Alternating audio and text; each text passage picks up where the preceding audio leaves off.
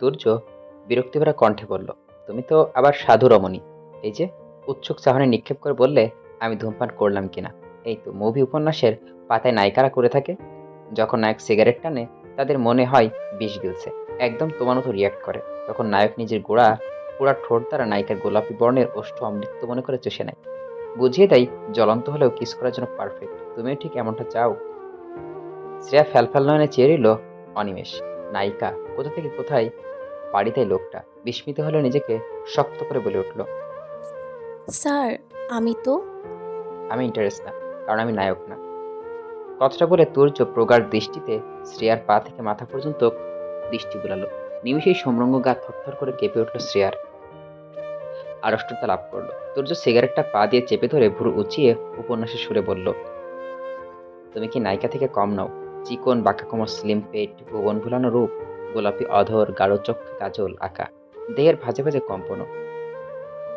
শ্রেয়া লজ্জায় শিউরে উঠছে, সিঁড়ি দ্বারা বেয়ে নেমে যাচ্ছে শীতল স্রোত। সূর্য থেমে যাওয়াতে থমকে গেল হৃদগতি। মনের উৎকণ্ঠা উত্তেজনা ক্রমশ বেড়ে চলছে পরবর্তী কথা শোনার জন্য। শ্বাস ভার হলো নিমিষেই। সূর্য পূর্বের জায়গা ছেড়ে গিয়েছে, এসছে। উত্তপ্ত নিঃশ্বাস ঢেলে দিচ্ছে শ্রেয়ার পুরো বদনে। চক্ষুদ্বয় নির্লিপ্ত হয়ে এলো শ্রেয়ার। কাপড়গুলো শক্ত করে আঁকড়ে ধরে বুকে ধুকপানি নিয়ে দাঁড়িয়ে থাকার তীব্র চেষ্টা চালাচ্ছে। তখনই রক্ত হিম করে দিল তুর্যের উচ্চারিত কয়েকটা শব্দ। ওহ, ফিগারটা তো সো গরম। লৌহ স্বরে শ্রেয়া একটু নড়ল না। জমে আছে পাথরে পরিণত হয়েছে যেন। অথচ অন্দরমহলে উথাল পাতাল ঝড় উঠছে। বুকে ওঠানামা করছে তীব্র থেকে মারাত্মক রূপ ধারণ করে। চক্ষু মেলে বিনা সংকোচে অপলক চেয়ে থাকে তুর্যর পানে। তুর্য মাঝে এক আঙুল দেখিয়ে অধরে কর্নিশ বাঁকিয়ে বলল, এক আঙুলের বিস্তর তফাতটা রেখে দিলাম। এটা আমার জীবনের প্রথম ধৈর্যের পরিচয় হিসেবে গণ্য করলে ভুল হবে না। তবে ঠিক সময়ে পূরণ করে নিব। মাঝে শূন্যস্থান থাকবে না। তোমাকে দেখার অবসভ্য নজরও পাল্টাবে না। এটাই তো বলছো মনে মনে। আমি এমনই চরিত্রহীন হতে পারছি তো? শ্রেয়া হতভম্ব, স্তব্ধ। এতক্ষণে তুর্যর ব্যবহার ওর মস্তিষ্ক বুঝতে সক্ষম হলো। একরাশ বিস্ময় নিয়ে প্রশ্ন ছুড়ে দিল তুর্যর দিকে। আপনি? তুর্য ভ্রুক্ষেপ হয়ে বলে, আমি চরম লেভেলে অসভ্য, তাই না? শ্রেয়া অবক কণ্ঠস্বর, অভিনয় করছিলেন? অভিনয় কেন করব? আমি কি অভিনেতা? তো প্র্যাকটিস করছিলাম চরিত্রহীন হবার। স্যার। উড়ে যাবে পাটকাঠি। দেখছো না সাথে জোরালো বাতাস বইছে? এই যাত্রায় অতীব গম্ভীর শোনালো তুর্যর কণ্ঠ। এই ছেলের হয়তো গিরগিটিকে হার মানাতে পিছপা হবে না। কেমন ক্ষণে ক্ষণে মুখের অদল কণ্ঠের স্বর পরিবর্তন করে ফেলে। শ্রেয়া কিছু না বলে কেটে পড়বে ভেবে উল্টো ঘুরে চলে যাচ্ছে। সাথে সাথে তুর্য হাঁক ছেড়ে বলল, শোনো মেয়ে। অনিচ্ছা সত্ত্বে ফিরে তাকালো শ্রেয়া, চাহনি প্রশ্নবিদ্ধ। তুর্য দ্রুত পদে হেঁটে এসে ওকে পাশ কাটিয়ে ছাদের দরজায় গিয়ে দাঁড়ালো। এহেন কাণ্ডে হতভাগ্য ইশারায় চলে যেতে বলল তুর্য। তাই আর মাথা না ঘামিয়ে চলে যাওয়ার মুহূর্তে কর্ণকুহরে সুরে সুরে করে প্রবেশ করে, একদিন আমি ঠিক চরিত্রহীন হব, তালিকায় শীর্ষে অবস্থান হবে, আর পুরস্কার স্বরূপ হাসিল করবো তোমাকে। শ্রেয়ার পা সিঁড়িতে আটকে গেল, মোচড় দিয়ে উঠল পেট। তুর্য কি করে ওর প্রেমে পড়ে গেল, নাকি সবটুকু কৌতুক উপহাস, হেয়ালিপানা? ছাদ থেকে সে কাপড় রেখে একটা খামে 5টা প্লেট পানিপুরি দাম হিসেব করে টাকাগুলো ভরে নিল। তুর্য যেহেতু বলছে টাকাও দিয়েই দিবে, নতুবা খোটাটা দিতে একটুও কিপটামি করবে না মানুষটা। এখনো শরীরটা কাঁপছে। কোনো উদ্ভট নির্লজ্জ কথা বলে লোকটা। খামটা হাতে নিয়ে তুর্যের ফ্ল্যাটের সামনে এসে দাঁড়ালো। কলিং বেল চাপতে গিয়ে হাত ফিরিয়ে এনে নিচে বসে ঝুঁকে খামটা চালান করে ভিতরের দরজার নিচ দিয়ে। তুর্যের সম্মুখে হওয়া মানে হৃদয় নিংড়ানো অনুভূতি, পেটে মোচড় দিয়ে ওঠা, ভারী ভারী লজ্জায় নেতিয়ে পড়া। অতিরিক্ত অনীহা যেই বিষয়ে থাকে তাই জীবনে গুরুত্বপূর্ণ হয়ে ওঠে। এই যে পিওর বিয়েতে যাবে না বলে অটল থাকে শ্রেয়া, এখন নিজের সিদ্ধান্তে নিজেকেই ব্যাঘাত ঘটালো। ঢাকার উদ্দেশ্যে ছুটছে আবার। পার্থক্য, এবার আর পাশের প্রিয় মানুষটা নেই। একা একাই নিজের পথ বেছে নিয়েছে। গত 2 দিন আগে কত শত স্বপ্ন বুনেছিল পুনর্বার। ভেবেছিল চারা রোপণ করলে দিন মাস পেরিয়ে যেমন পুষ্প ফুটে মানুষকে প্রভাবিত করে, চাহনি মুগ্ধতায় ডুবিয়ে দেয়, আকর্ষণ করে নিজ অপরূপ চিত্তে, তেমনি স্বপ্নগুলো একদিন এতটাই আকর্ষণীয় হয়ে উঠবে যে বাস্তবতায় পরিণত লাভ করতে সক্ষম হয়। কিন্তু এক লাহময় সব শেষ। প্রিয় কল করে জানিয়েছে, তোর একলা পথে আর কেউ হাঁটবে না রে শ্রেয়া। পাশাপাশি দাঁড়িয়ে আকস্মিক তোর হাতটাও বাঁধবে না নিজের হাতের মুঠোয়। তার স্বামীর বিয়ে। পিওর বিয়ের দিনই বিয়ের সময় ধার্য করা হয়েছে। পিওর একটাই কথা, ও যদি না যায় তাহলে আজীবনের জন্য ভুলে যাবে বান্ধবী কখনো আপন হয় না। এত বড় একটা কথা শ্রেয়ার অন্তরস্থল নাড়িয়ে দিয়েছে। ও জানে প্রত্যেকটা অক্ষর অক্ষরে মিশে আছে পিওর প্রচন্ড ক্ষোভ ও অভিমান। চোখ জ্বলছে ভীষণ। আত্মহত্যা বৈধ হলে সেটা নির্দ্বিধায় বেছে নিত শ্রেয়া। তুর্য বিয়ের জন্য হ্যাঁ বলে দিয়েছে। তারই বা কি দোষ? সে তো অজ্ঞাত অতীত সম্পর্কে। একটা সিএনজি ধরে গন্তব্যস্থানে এসে নামলো শ্রেয়া। পিউ হয়তো ওর অপেক্ষাতেই মরিয়া হয়েছিল। গেটের কাছে দাঁড়িয়ে আছে। ওকে দেখেই দিক বেদিক শূন্য হয়ে জাপটে ধরলো। অশ্রুসিক্ত কণ্ঠে আওড়াতে থাকে। দুটো দিন দেখি না তোকে, মন চাইছিল সব ছেড়ে ছুড়ে চলে যাই। কেমন আছিস? শ্রেয়া হাসে। দুঃখের ভার বেশি থেকে বেশি হলেও ঠোঁটের কোণে সেই হাসিটা ফোটে, ঠিক তাই প্রদীয়মান হলো। ক্ষীণ স্বরেই বলল, নিয়তি যেমন রেখেছে। তোর কি খবর? বাড়ি ছেড়ে হঠাৎ এখানে? পিউ সরে সে গাঢ় দৃষ্টি তাক করলো। নিষ্প্রবণ স্বরে উত্তর দেয়, দুই পরিবার মিলে ঠিক করলো এখানে বিয়ের সকল অনুষ্ঠান হবে একসাথে। খারাপ লাগছে তোর? একদমই না। তোর খুশিতে আমি খুশি। অথচ আখিত জলে পরিপূর্ণ। গড়িয়ে যাওয়ার অনুমতির প্রতীক্ষায় অশ্রুকণা। কিন্তু শ্রেয়া দিবে না, কঠোর হবে। আগের দিন ফিরে যাবে। এতিমের উপর কারো ছায়া দীর্ঘস্থায়ী হয় না। কেউ করুণ করে, কেউ মায়া দেখায়। ভালো কেউ বাসে না। পিউর হাতটা চেপে ধরে শক্তি জুগিয়ে পুনরায় বলল, তুর্য স্যার এসেছেন? ওনার বাসায় দেখলাম তালা ওনার বাসায় দেখলাম তালা ঝুলছে। হ্যাঁ, গত রাতে এসেছেন। এক ফোঁটা অশ্রু বিসর্জন দিল। কান্নার সংবরণ করে মৃদু হেসে বলে, সত্যিই বিয়ে করবেন? এবার রাগে আক্রোশে ফেটে পড়ে প্রিয়। কর্কশ গলা চিল্লিয়ে ওঠে, কেন করবেন না?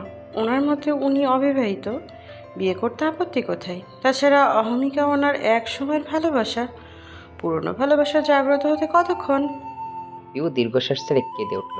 ওর নিজের কলেজাটা ছেড়ে যাচ্ছে। নরম মনের এই মেয়েটা সহ্য করছে কেমন করে? সহ্য শক্তি কি বেশি অতীব? শ্রেয়ার দিকে সিক্ত নেত্র মেলে বলল, চল না তুর্য ভাইয়ের কাছে, সব বলে দিবি আজ। ঘৃণা করলে করবে, অন্য একটা মেয়েকে বিয়ে তো করবে না। চল প্লিজ, আর আমাদের আটকাস না। ওইদিকে আয়ুষী ত্রিহা আন্টি বিয়েটা আটকানোর চেষ্টা করছে প্রাণপণে, কিন্তু তুর্য স্যারের হ্যাঁ শব্দটার জন্য পেরে উঠছে না মেহেরিমা আন্টির সাথে। উনি বলছেন তুর্য স্যার একবার রাজি হয়েছে মানে কেউ যদি ওনার বিরুদ্ধে যায় তাহলে উনি বিষ খাবেন। শ্রেয়া আর কিছু না বলে গেট পেরিয়ে ভেতরে ঢুকলো। কোন খেলায় মেতে উঠলেন মেহেরিমা চৌধুরী। ও কি এতটাই অপছন্দের? কিশোরী জীবনে ভুলটা কি ক্ষমার যোগ্য হয় না? ছোট থেকে একলা জীবনটা একটু একটু করে বেড়েছে। অবোধ ছিল, ভয়ঙ্কর স্মৃতি ছিল। সব ফেলে কিশোর জীবনে পদার্পণ করে। হঠাৎ তুফানের নাই আসে প্রণয়, আবেগ, অনুভূতি। সাথে যোগ হয় স্বপ্ন। সেই স্বপ্ন হুট করে নেওয়া সিদ্ধান্তই জীবনের মোড় পাল্টে দেয়। মানুষ জীবনের মিল যেন প্রকৃতির সঙ্গে। ঝড় আসবে, প্রকৃতি লণ্ডভণ্ড করে দিয়ে চলে যাবে। তখন প্রকৃতি নীরবে সবটা সইয়ে নতুন উদ্যমে নিজেকে গোছাতে লেগে যাবে। তবে পুরনো রূপটা আর ফিরে পাবে না, কখনোই না। যেমনটা পায় না শ্রেয়া। শ্রেয়া আজ আর ভয় করলো না, লুকিয়ে রাখলো না নিজেকে। চৌধুরী পরিবারের সবাই বিশাল বড় ড্রয়িং রুমে বসে। ফাতেমা চৌধুরী চোখ গোল গোল করে চাইলেন। রহিমার হাতটা টেনে মাথায় চেপে রেখে চাপার স্বরেই বলে উঠলেন, রহিমারে, আমি তোরে দেখতেছি, পালাইয়া যাও না মাইয়াটা না। রহিমা চমকে গেল শ্রেয়াকে দেখে। কণ্ঠে অবাকতা ধরে রেখে সম্মতি জানিয়ে দিয়ে বলল, মাম্মা, ও তো নতুন বধূ। মেহেরিমা দাঁতে দাঁত চেপে শাশুড়ি এবং রহিমাকে বললেন, চুপ করেন, এই মেয়ে প্রিয়র বান্ধবী, ভুলেও নববধূ কিংবা অন্য কিছু বলবেন না। তুর্য শুনলে সব কিছু জ্বলে ভেস্তে যাবে। তাছাড়া আপনার ছেলেও কিন্তু এসব জানে না আম্মা, জানলে আপনার রক্ষে নেই। ফাতেমা চৌধুরী তুর্য বাবার দিকে তাকালেন। উনি ছেলের বিয়ের ব্যাপার অবগত নয়। বিজনেসের সুবাদে বিভিন্ন দেশে যাতায়াত লেগেই থাকে। বিয়ে পালিয়ে ঘটনার সকল রটনা বহু কষ্টে ধামাচাপা দিয়েছেন যেন আর কারোর কান অব্দি না পৌঁছায়। অন্তত শক্ত ধাঁচের লোকের নুরুল চৌধুরী যদি জানেন ছেলে রক্ষণাবেক্ষণের জন্য একটা মেয়েকে বউ করে নিয়ে এসেছিলেন এবং মেয়েটা পরদিনই মুখে চুন কালেমাকে পালিয়েছেন, তাহলে মেরেই ফেলবেন সবাইকে। সবার আগে ক্রোধ ঝাড়বেন মেহেরিমার উপর। ওনার একটা ভুল সিদ্ধান্তের কারণে ছেলে ও ছেলের বউয়ের সম্পর্কে ফাটল চান না। এমনিতেই তোহরা সে ব্যাপারটা এখনো শুনতেই আটকে আছে। অনেক চেয়েও এ বাড়িতে জানাতে পারছেন না তাকে। ফাতেমা ভয়ে ভয়ে মেহেরিমার কাছে ঘেঁষে জিজ্ঞেস করলেন, এই মেয়ে বলে দিলে? বলবে না আম্মা, সেই সুযোগ আমি দিব না। শ্রেয়া পিওর বাবা মা দাদির কাছে কুশলাদি বিনিময় করে রুমে আসলো। একটা লম্বা শাওয়ার নিয়ে চিন্তায় মাস করলো। অনেক ভেবে মুচকে সে ফাটল ধরলো তুষারকে তুর্যকে খোঁজার জন্য। পিউ পিছন থেকে ডাকলো, কোথায় যাচ্ছিস? জামাইকে আঁচলে বাঁধতে। থেমে না থেকে দীর্ঘ করিডোরে ধীর স্থির গতিতে হাঁটতে শুরু করলো শ্রেয়া।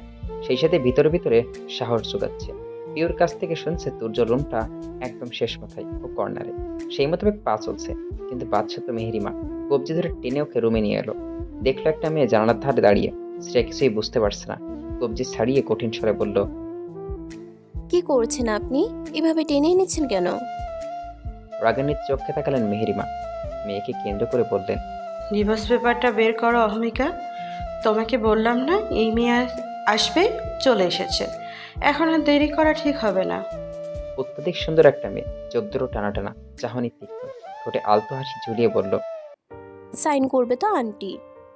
শ্রেয়া কণ্ঠস্বরে রোধ হয়ে এলো সঙ্গে সঙ্গে। আত্মচিৎকারে মনোনিবেশ করলো অন্তর। তবুও শক্ত চোখে চেয়ে তেজি কণ্ঠে বলে উঠল, সাইন করব না আমি মিস অহমিকা ও শাশুড়ি আম্মা। আহামিকার প্রশস্ত অধরে ফিসলে আসি। এগিয়ে এসে জড়তাবিহীন নিঃসংকোচ শ্রেয়ার ডান হাতটা আঁকড়ে ধরে। আকস্মিক স্পর্শে নড়ে চড়ে ওঠে শ্রেয়া। এটা যে তার আশার প্রতিফলন নয়। তবুও কঠোরতা বজায় রেখে ঠায় দাঁড়িয়ে রইল। চেহারা ভঙ্গিমায় তেজের ছাপ। আহামিকা হাসি মুখে বলে, বেশ তেজস্বী তো তুমি। শ্রেয়া গাঢ় দৃষ্টি পর্যবেক্ষণ করছে আহামিকাকে। মেয়েটা যথেষ্ট স্মার্ট, চালাকও বৈকি। নয়তো প্রাক্তনের বউয়ের সাথে এত নরম ভদ্র ব্যবহার। তাছাড়া কিছুক্ষণ পূর্বেই তো ডিভোর্স পেপারে স্বাক্ষর করে দেওয়ার কথা বলছিল। নিশ্চয়ই বিয়েতে মেয়েটার মত আছে। এত বড় একটা মেয়েকে ধরে বেঁধে একজন বিবাহিত ছেলের সাথে সারা জীবন বেঁধে দেওয়া অসম্ভব। এছাড়াও মেয়েটার পেশা একজন ডাক্তার। জীবনে ভুল সিদ্ধান্ত উপনীত থাকবে এমন ধাঁচের নয়। এ হালকাভাবে নিতে পারল না সে। হাল ছাড়তে প্রয়াস চালালে আহমিকা আরো শক্ত করে চেপে ধরে রাশভারী কণ্ঠে বলল, সাইনটা করে দাও। কি করবে এখন একটা সম্পর্ক টিকিয়ে রেখে, যা কখনো পূর্ণতা পাবে না? মুক্তি দাও তুর্যকে। তুমি ওকে 1%ও চেনো না, যতটা আমি জানি। আমার পাওয়ার তথ্য মোতাবেক তুমি নাকি ওকে যেখানে লেকচারার হিসেবে নিয়ে যেত, সেখানকার ছাত্রী, তাও ডিপার্টমেন্টের। আহমিকা হাতটা ছেড়ে গলা ছেড়ে নিল। পুনর্বার বলতে শুরু করলো, শোনো শ্রেয়া, তুর্যের অতীতে আমি, ওর জীবনে এককাল আমি এত প্রস্তাবভাবে অতপ্রতভাবে মিশে আছি। মানসিক ভারসাম্য হারানোর আগেও আমি ছিলাম, হারানোর পরেও ওর মস্তিষ্কে সমগ্রটা জুড়ে আমি অবস্থান করছিলাম। আবার সেই আমি ওকে তেলে তেলে দিনরাত এক করে স্বাভাবিক জীবনে ফিরিয়ে এনেছি। মাঝ থেকে তুমি উড়ে আসলে, দাদির ভুল উদ্যোগে, কিন্তু জুড়ে বসতে পারলে কই? স্বার্থপরতায় তো দেখালে যেটা দেখিয়েছিলাম আমি এককালে। তবে পার্থক্য কি জানো? তোজোকে যে ব্যথা আমি দিয়েছি সেটার প্রশমনের মাধ্যমও আমি, কিন্তু তুমি কিছুই না। এমনকি তোমার হাজব্যান্ড তোমার চিনি না অবধি। তাহলে তুমি ওকে কি করে ডিজার্ভ করো? ভুল আমি করেছি, শুধরেও নিয়েছি। তুর্য আমার যদি ন্যূনতম সেন্স থাকে কিংবা ভালো হয়, তাহলে ভেবে দেখবে, রাত পর্যন্ত ভেবো, তারপর এসো আমার কাছে। তুমি আমার ছোট বোনের মতন, তাই বলে ভালোবাসা ভাগাভাগি সম্ভব নয়। সাইন করব না আমি মিস অহমিকা ও শাশুড়ি আম্মা। আমার পক্ষেও স্বামী ভাগাভাগি অসম্ভব ব্যাপার। কথাটা বলে আলতো করে হাসে শ্রেয়া। ওপাশে গুনে কয়েক কদম সরে গিয়ে দাঁড়ায়। মেহেরিমা ক্ষিপ্ত হয়ে আছেন। আহমিকা চেয়ে আছেন কপাল কুঁচকে। চক্ষুদের আকৃতি ছোট ছোট। শ্রেয়া কণ্ঠে ভার করে বলে উঠল পুনর্বার, আপনার প্রাক্তন কিন্তু আমার স্বামী, পার্থক্য বুঝেন। আপনি ছিলেন হারামে লিপ্ত এবং আমারটা একদম পবিত্র। চাইলে আপনাদের মতো মানুষ সেটা নিঃশেষ করার ক্ষমতা রাখে না। আমি স্যারের যোগ্য কিনা, তিনি আমাকে তার জীবনে রাখবেন কিনা, সবটা ওনার থেকেই না হয় শুনে নিব। সম্পর্ক যার সাথে করেছি তার মুখের এক একটা শব্দই আমার নিকট গ্রহণযোগ্য হবে। বিনা বাধায় মেনে নিব। ফার্দার আমাকে জোর করার চেষ্টা করবেন না শাশুড়ি আম্মা। দাও দাও করে জ্বলে উঠলেন মেহেরিমা। শ্রেয়ার কাঁধে ঝাঁকিয়ে শক্ত হাতে ফোঙ্কাস ছেড়ে বললেন, স্বার্থপর মেয়ে, অসভ্য, এত লাই কোথায় পেয়েছিস তুই? সব আমার দোষ। তুই আমার ছেলের সামনে দাঁড়ানোর যোগ্যতা রাখিস না। ভাগ্যক্রমে পারছিস প্রিয়র মতন এত বড় বাড়ির একটা মেয়ে তোকে কিভাবে বুকে জড়িয়ে নিয়েছে, আমি ভেবে ভেবেই দিশেহারা। যাই হোক, আমার ছেলের উপর অধিকার কাটানোর চেষ্টা করবি না। তোকে না চাইতেও মেনে নিয়েছিলাম বিয়ের দিন, কিন্তু তোর কারণেই অলিতে গলিতে রুটে যায় চৌধুরী বাড়িতে চেপে থাকা সত্য। তুই যে পাগল বলে আঙ্গুল তুলতো, হাসতো, কৌতুক করতো কেবল তোর জন্য। কই, এর আগে কেউ জানতো না? মা হয়ে এটা আমার পক্ষে কখনোই সহনশীল না। আমার বাড়ি, পরিবার, ছেলে আমার অহংকার, আর সেই অহংকারে কালি লেপে দেওয়া এতিম মেয়েটা তুই। এবার পিছু ছাড় আমাদের, দয়া করে পিছু ছাড়। আমি বুঝি তোর চোখে নিজের মধ্যে কষ্ট চেপে রেখেছে। খুব চাপা স্বভাবেরও। ওকে সুন্দর, স্বাভাবিক, সুখী জীবনে দেখতে চাই। মেহেরিবার চোখ থেকে 2 ফোঁটা অশ্রু গড়িয়ে যায়। শ্রেয়ার কাছে এদিক দিয়ে ওনার কথাগুলো সঠিক এবং উচিত ঠেকলো। সূর্য পাগল হওয়ার বিষয়টা সত্যি কেউ এত কথা জানতো না, খুব কম মানুষ জানতো। জানতো এটাই বলা হয়েছিল তুর্য দেশে নেই। বিয়ের পর প্রভাতে কিছু অতি নিকটস্থ আত্মীয় জানানো হয় তুর্য ফিরে এসছে, ঘরোয়াভাবে বিয়ে করছে। সেই সুবাদে ছোটখাটো একটা আয়োজন, এগুলো নাকি পিউ আয়ুষী জানিয়েছে এবং ওর মাধ্যমে কর্ণধার হয় শ্রেয়ার। তবু সূক্ষ্ম নিঃশ্বাস ছেড়ে বলে, আমি সেদিন এসেছিলাম, আপনিই তো ফিরিয়ে দিলেন আমাকে। অর্ধপথ অতিক্রম করে আমি বাস থামিয়ে আবারও এসে দাঁড়িয়েছিলাম আপনাদের দুয়ারে। দারোয়ান আমাকে ঢুকতে দিচ্ছিল না। খবর পাঠাতেই আপনি এলেন, কিন্তু দূর দূর করে তাড়িয়ে দিলেন আমাকে। ঘরে তুললেন না আর। হয়তো আমি এতিম বলে এটা করতে জয়ী হয়েছেন। মাথার উপর কারো হাত থাকলে কখনোই পারতেন না। জীবনে আমরা যতই বলি একা চলতে পারবো, বাক্যটা নিতান্তই নিরর্থক। কারো না কারো পাশে থাকতে হয় মানসিক মনে শক্তি যোগান দিতে, যা আমার ছিল না। ফলস্বরূপ আমি হেরে গেলাম, দুর্বল হয়ে চলে গেলাম এই শহর ছেড়ে স্বামী ফেলে। শ্রেয়া তড়িৎ বেগে সুসজ্জিত কক্ষ ত্যাগ করে। করিডোরে এসে প্রাণ ভরে শ্বাস টেনে নেয় অন্তর্দেশে। এতক্ষণ ভেতরটা বড্ড ব্যথা করছিল, চিনচিনে ব্যথা। সূর্য রুমে যাওয়ার চিন্তা ভাবনা করে এলেও পরিস্থিতি অনুযায়ী কল্পনাও সম্পূর্ণ উড়ে গেল। এখন রুমে গেলে পিউ হাজার খানেক প্রশ্নের সন্দেহ ঝুলি খুলে বসবে, তাই নিচে নেমে আসে। উদ্দেশ্য পিউর মায়ের কাছে যাওয়া। বিয়ে বাড়িতে কত শত কাজ থাকে, টুকিটাকি করে দিলেও অনেকটা কমবে। রান্নাঘরে উকি দিয়ে দেখেন পিউর মামি, খালা, ফুপারও অনেক মহিলা হাতে হাতে কাজ সারছেন। পিছন থেকে কাঁধে কারোর সোয়ার স্পর্শ পেয়ে যায় শ্রেয়া। পিছন ফিরে দেখে ত্রিহা চৌধুরী মলিন মুখে ওর পানে চেয়ে। শ্রেয়া কি বলবে ভাবতে থাকে। এদের মুখোমুখি হলে নিজেকে অত্যাধিক অপরাধী মনে হয়। দাঁড়িয়ে থাকা কষ্টকর হয়ে পড়ে। নত মস্তিষ্কে বলল,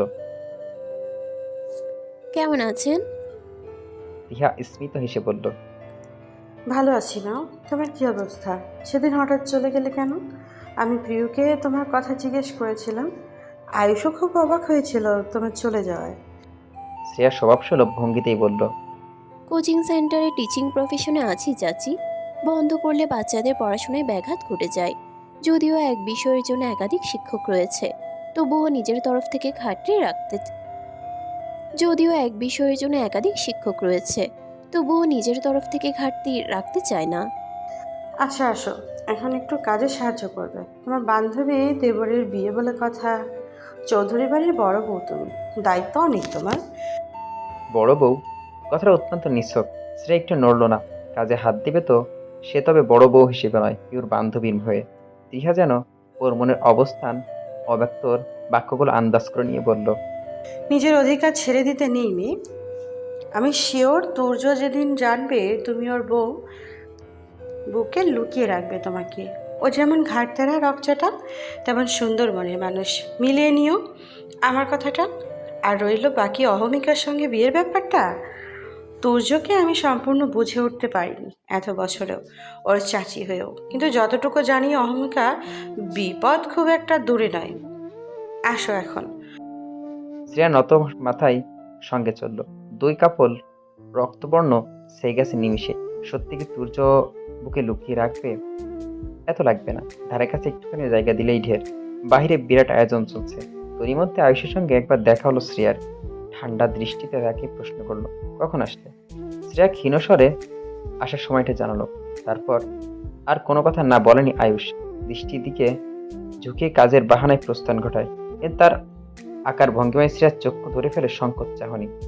এত কিসের দ্বিধা আয়ুষের? এতকাল লুকিয়ে বসছে বলে অগোচরেই হোক ব্যাপারটা সহায়তা করছে লোকটা। সে না থাকলে হয়তো নিজের অস্বস্তি অস্তিত্ব টিকে রাখতে অক্ষম হতো শ্রেয়া। মনে মনে ভাবে সকল বাস্তবতা কেটে গেলে আয়ুষের সাথে কথা বলবে।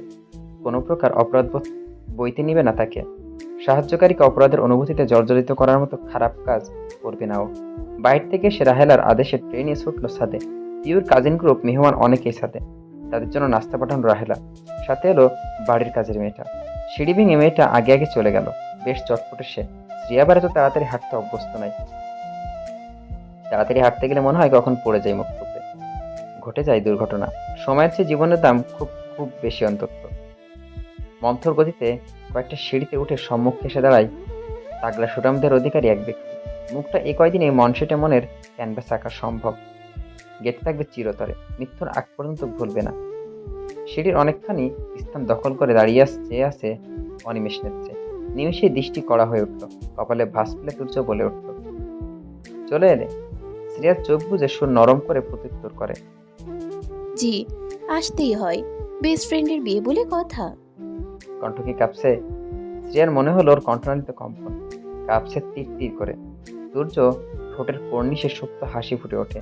এক হাত দিয়ে চুলগুলো পিছনে ঠেলে দেয়। হাসি মিশ্রিত কণ্ঠস্বর, আমরাও কিন্তু বিয়ে, তৎক্ষণাৎ উত্তর দিল শ্রেয়া। জানি, অভিনন্দন। বাহিক আচরণে ত্রুটি রাখছে না শ্রেয়া, কিন্তু অভ্যন্তরে ভেঙে চুয়ে তছনছ, ক্ষত বিক্ষত এক একটা অঙ্গ প্রত্যঙ্গ। সূর্য মাঝখানে খালি সিঁড়িটাই নেমে এলো। আমার বউকে দেখলে? হ্যাঁ, খুব সুন্দর। শ্রেয়া কথা বলতে বলতে কাজের মেয়েটা এসে হাজির হয়। সন্দেহতে দৃষ্টিতে তাকায় ওদের দিকে। লজ্জায় চুপসে যায় সে। সূর্য বিরক্তি প্রকাশ করে হাত থেকে ট্রেটা নিয়ে মেয়েটার হাতে দিয়ে বলল, তাড়াতাড়ি আসবে না, এগুলো নিয়ে সবার খাওয়া শেষ হলে তারপর প্লেটগুলো দিয়ে নামবে, ওকে? মেয়েটা কি বুঝলো কে জানে, ঘাড় নাড়িয়ে আচ্ছা উচ্চারণ করে চলে গেল। শ্রেয়া নেমতে নিলে ওড়নার কোণা টেনে আঙুলে বাঁধে নিল সূর্য। হতভম্ব স্তম্ভিত শ্রেয়া বিলম্ব কণ্ঠে ভুরু কুঁচকে জিজ্ঞেস করলো, কি করছেন স্যার? সূর্য গভীর কণ্ঠে দাঁত কিরমির করে বলল, আমি যেতে বলছি তোমাকে? আস্ত বড় একটা বেয়াদব। অনুমতি না নিয়ে অপেক্ষা করে চলে যায়। পরক্ষণে শ্রেয়া সন্নিকটে দাঁড়িয়ে পড়ে। আমার বউ শুধু সুন্দর, ওর গাঢ় দৃষ্টির চোখ বিচ্ছে তোমার। মাথায় এক জুটি করলে ওকে বড্ড কিউট লাগে। মনে হয় মাথায় তাল গাছ, মারাত্মক একটা মেয়ে। ক্ষণে ক্ষণে অস্থির করে তুলে আমাকে। নিজেরা নিয়ন্ত্রণে রাখা খুব দুর্ভেদ্য হয়ে পড়ছে। মুখে লাগাম টানতে ভুলেই যায় ওর সামনে। টানবই বা কেন? বউয়ের সঙ্গে সবই জাহাজ। সিদ্ধান্ত নিলাম মধুচন্দ্রিমা পর্যন্ত গিয়ে নিজের কাল নিয়ন্ত্রণকে বাধার হার করে দেওয়ার। বউটা ঠিকঠাক মানিয়ে নিতে পারলেই হলো। পেট মুচড়ে স্টিয়ার বদ কম্পনের গতি নিয়ন্ত্রণ হারা। কি মাতাল করা কণ্ঠস্বর। দেহে তরলাঙ্গ খেয়ে গেল। কম্পন সহ্য করতে না পেরে তুর্য পরনের গেঞ্জিটা মুঠোই পুরে নিল তাৎক্ষণিক। তুর্য ভুরু কুঁচকে পেটের প্লেটের দিকে তাকালো। কপালে ভাঁজ পড়লো তার। চাহনি চোখে পড়তে শ্রেয়া নিজের দেহখানার সামনে চট করে সোজা হয়ে দাঁড়ালো। হাতের মুঠোয় হাত মুঠি করে নিল টি শার্টের কিছু অংশ। তত্তর করে উত্তেজনায় ভরপুর কণ্ঠে বলে উঠল, সরি স্যার, হঠাৎ মনে হলো পিছনের দিকে পড়ে যাচ্ছি, তাই কোনো দিক বিদিক না পেয়ে ভুলবশত আপনার গেঞ্জি আঁকড়ে ধরে ফেলেছি। সত্যি আমি খুব খুব দুঃখিত। শ্রেয়া ভয়ার্থ দৃষ্টি মেরে ধরল। মুখশ্রীতে অজস্র চিন্তার ছাপ। আঁখি পল্লব কাঁপছে। ক্ষীণ সময় পরপর ছুঁয়ে দিচ্ছে মসৃণ ত্বক। কিভাবে যে ভিতরে যেন আন্দোলন চলছে, অনুভূতিদের আন্দোলন। তোরজোর হরতাল চালাচ্ছে। এখন শুধু অপেক্ষা তোরজোর পরবর্তী কথা শোনার। শরীর এত কাঁপছিল যেন মুহূর্তেই সিঁড়ি থেকে গড়িয়ে পড়ে রক্তাক্ত হয়ে যেত। সিঁড়ির মাঝে থাকায় আশেপাশের প্রাচীর ধরের কথার মাথায় আসেনি। হাতের নাগালে নিজেকে রক্ষার জন্য যাকে পেল তাকে ধরেই বাঁধার তীব্র প্রচেষ্টা। তোর দৃষ্টি এখনো অবিচল, অনড়। একটু নড়চড় হয়নি তার চাহনির। দেওয়ালে এক হাত ঠেকে একটা দীর্ঘ নিঃশ্বাস ছাড়লো। তারপর সোজা হয়ে দাঁড়ালো। ঠোঁটের কোণে হাসি বজায় রেখে ফিসলে স্বরে বলল, কখনো আমার বুকে তোমার তোলতোলে দেহ নিয়ে পড়ে থেকো, আবার কখনো পেটের নখে আঁচড় কেটে গেঞ্জির মুঠোয় পুড়ে নিজেকে রক্ষা করার চেষ্টা করো। আমি কি তোমার রক্ষক? অতর্কিত। এই যে এখন পেটে নখ বিধিয়ে দিলে আমার কি হবে? মধুচন্দ্রিমাটা ভেঙে দিলে এত হিংসে তোমার মধ্যে? আমি আমার বউকে আদরে ভাসিয়ে দেবো, সেই জন্য নখের আঁচড় দিয়ে আমার বউকে মনে সন্দেহ বাঁধানোর ধান্দা। তুমি কি ভেবেছো আমি বুঝি না? এই মেয়ে এত ধান্দা খুঁজো কেন তুমি? হিংসা হয়? নিমিষে শ্রেয়ার শ্রবণ বন্ধি গরম হয়ে ওঠে। কেমন উত্তপ্ত অদৃশ্য ধোয়া বেরিয়ে প্রকৃতিতে মিশে যাচ্ছে যেন। আবার মধুচন্দ্রিমায় রাত্রিতে আহমিকার তুর্যর বউ হয়ে অবস্থান করল। আদর সোহাগ গায়ে মাখিয়ে নিবে, এইসব কথা ভেবে শ্রেয়ার বক্ষস্থলে থরথর করে কম্পন ছড়িয়ে পড়ে। সেকেন্ডের ব্যবধানে বিষাক্ত যন্ত্রণায় পরিণত হয় তা। রক্তের ন্যায় প্রবাহিত হয় শিরা উপশিরায় সমরঙ্গ কায়ায়। দীর্ঘ নিঃশ্বাস চেপে রেখে আনমনেই বলে, স্যার আপনার পেট দেখান, ওষুধ লাগিয়ে দিব। হোয়াট?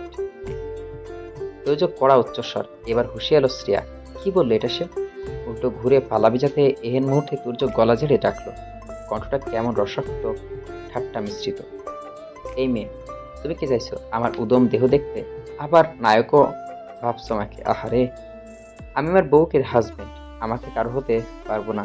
বেয়াই হিসেবে বললাম সরি বেআইন, আমার উন্মুক্ত দেহটা আমার মাথায় তালগাছওয়ালা বউয়ের প্রাপ্ত। শ্রেয়া ভড়কালো, চোখ বড়সড় করে বলতে চাইলো, আপনি একটা চরম লেভেলের চরিত্রহীন পুরুষ। না হলে বউয়ের সামনে অন্য নারীর সাথে মধুচন্দ্রিমার কল্পনা করতে লজ্জা লাগে না? মনের কথা মনে রেখে সঞ্চয় করে রেখে নরম কণ্ঠে বলল। আমি নিচে যাব, আসি। তাৎক্ষণিক তুর্য গভীর স্বরে বলে উঠল, তোমাকে ধরে রেখেছে কে? যাও, তবে আমার প্লেটে থেকে ঝরানো এক ফোঁটা রক্তের অধিকার আমি ছাড়বো না। যেভাবে পারো সময় বুঝে শোধ করে দিও। তুমি অবশ্য আগের মতো জ্ঞাত আছো, হিসেবে আমি এক চলো ছাড় দিই না। সো তপ্তদেহের অধিকারিণী শ্রেয়া রক্ত কিন্তু আমার চাই, মানে চাই। শ্রেয়া অবাক স্বর। রক্ত ঝরেছে? কই, আপনি নিজেই তো দেখেননি। তুর্য অগ্নিময় দৃষ্টি নিক্ষেপ করে সঙ্গে সঙ্গে দাঁতে দাঁত চেপে বলল, আমি স্যার নাকি তুমি ম্যাডাম? নিমিষে প্রতি উত্তর শ্রেয়ার। আপনি স্যার? তুর্য দুই অধর আগলা করে পুনর্বার প্রশ্ন ছুড়ে দিল, দেহটা কি তোমার নাকি আমার? আপনার। তাহলে আমি অনুভব করেছি নাকি তুমি? অনুভবে বুঝেছি রক্ত ঝরছে, 2 ফোঁটা হয়তো, কিন্তু 1 ফোঁটা নিব। আমি এবার নির্দয় না। আর স্যার যেহেতু আমি বুঝিও তোমার চেহারা চেয়ে অধিক, কোনো বাহানা চলবে না। 2 স্থানে এক কমিয়ে 1 ফোঁটা রক্ত এনেছি। রক্তের পরিমাণ, তোমার দেহ থেকে আমার গায়ে 1 ফোঁটা রক্ত প্রবেশ করলেই দায়মুক্ত করব তোমাকে। শ্রেয়ার তাজ্জব বনে গেল নিমিষেই। অগ্নিপটে চমক, বিস্ময়। মস্তিষ্কে কিছু বুঝে উঠতে পারছে না। এ কেমন লোকের পাল্লায় পড়ছে? মানুষটা এখনো পাগল রয়ে গেল নাকি? নিস্তব্ধতায় ভেঙে তুর্যর আদেশের সুরে বলল, নিচে নেমে বড় একটা জায়গাটাই দাঁড়াও তো। শ্রেয়া মিনমিন কণ্ঠে উল্টো জিজ্ঞেস করলো, কেন? চরিত্রহীন পুরুষ হওয়ার আশা আবার ভিতরে জেগেছে তাই। তুর্য কাটকাট কণ্ঠে নিরলস জবাবে শ্রেয়ার হৃদস্থলে ধুকপুক করে উঠল। তড়িঘড়ি করে নিচে নেমে মিশে দেহটা দেওয়ালের সঙ্গে তুর্য হাসল, দুর্বেদ্য হাসি। গুনে গুনে 3 পা ফেলল সম্মুখে। দূরত্ব থাকলো 1 আঙুল, কিঞ্চিত পরিমাণের তফাৎটুকু আজও বুঝিয়ে দেয় সে। গাঢ় গলায় বলল, কানে কানে একটা কথা শোনো। শ্রেয়ার দম আটকে স্থির হয়ে থাকে, নড়ছে না বিন্দুমাত্র। তুর্যর ঘোর লাগা হৃদয় নিংড়ানোর ক্ষমতা রাখে। হ্যাঁ বা না কিছু বলতে পারল না। সুঠাম তাগড়া দেহের যুবক খানিকটা ঝুঁকে এসে বলে, তোমার সন্নিকটে আজকাল আমার সহ্যের মাত্রা বেড়ে চলেছে। অস্থির হলাম, তবুও সহ্য কমল না। হেয়ালি না করে বলে ফেলি, যে কারণে তোমার এতক্ষণ আটকে রাখলাম তা হলো, তোমার কাঁধের একপাশে কালো রঙের কি যেন উকি দিচ্ছে, ঠিক করে নিও। শেষের বাক্যটা প্রচন্ড মৃদুস্বরে উচ্চারণ করলো তুর্য। দ্রুত গতিতে প্রস্থান ঘটল নিচের। শ্রেয়া থ মেরে আবারও চিপকে গেল দেওয়ালে। পেট মোচড় দিল আবারও। এবার বোধহয় বাথরুমে যেতেই হবে। ওড়না পিঠ দিয়ে জড়িয়ে কাৎসহ ঢেকে নিলেই দৌড় মারল। আর দাঁড়ানো যাবে না। কোনো মতে না করিডোরে এসে মুখোমুখি হলো পিওর মামি রাহেলার। তিনি চোখ ছোট ছোট করে জিজ্ঞেস করলেন, দৌড়াচ্ছ কেন? কি হয়েছে? আমি তোমাদেরই ডাকতে যাচ্ছিলাম। সেই যে গেলে দুজনে, আর এলে না। চলো চলো, রাশেদা ডাকছি তোমাকে খাওয়ার জন্য। এত বেলা গড়ালো এখনও খেলে না? প্রিয় অপেক্ষা করছে। শ্রেয়া পেটে এক হাত চেপে জানালো, আমি আসছি 5 মিনিট। আমি আসছি, 5 মিনিট দেরি হবে। এক মুহূর্ত অপেক্ষা না করে দৌড়ে রুমে এলো। ঢকঢক করে পানি খেয়ে বিছানায় বসে বিড়বিড় করলো। এমন চরিত্রহীন পুরুষ পাগল লেকচারার দুটো দেখিনি। পিওর টানাটানিতে বাথরুমে যাওয়া আর হলো না। অবশ্য প্রয়োজনও পড়েনি। পানি খাওয়া কেমন শান্ত হয়ে গেল প্লেটটা। এই অঙ্গের শত্রু একজনই, এবং মানুষটা হলো তুর্য চৌধুরী। উনি কাছে এলো এমন যত মুষ্টামুষ্টি। সবুর করে নিচে আসে। একদল খেয়ে উঠে গেছে, বিয়ে বাড়ি বলে কথা। যে পারছে চেয়ার দখল করে খাচ্ছে, প্লেট ভরে খাচ্ছে, গিলছে আবার উঠে যাচ্ছে। নতুন করে প্লেট সাজাচ্ছে কাজের লোকেরা। পিউ বসে পাশের চেয়ারে শ্রেয়াকে বসালো। বাম পাশের চেয়ারে কাছাকাছি বসে আয়ুষ। এত পিউ হাসল আলতো করে। লজ্জাতুর হাসি আখ্যায়িত করা হয় এটাকে। শ্রেয়াকে দেখে চকিত মাথা নত করে খাবার খায় নিমজ্জিত হয়। কিন্তু ওর সেই খাওয়ার বিঘ্ন করে সবার দিকে চেয়ার টেনে বসে তুর্য। তাকে দেখে শ্রেয়া পুনর্বার পেটের পীড়া সৃষ্টি হয়।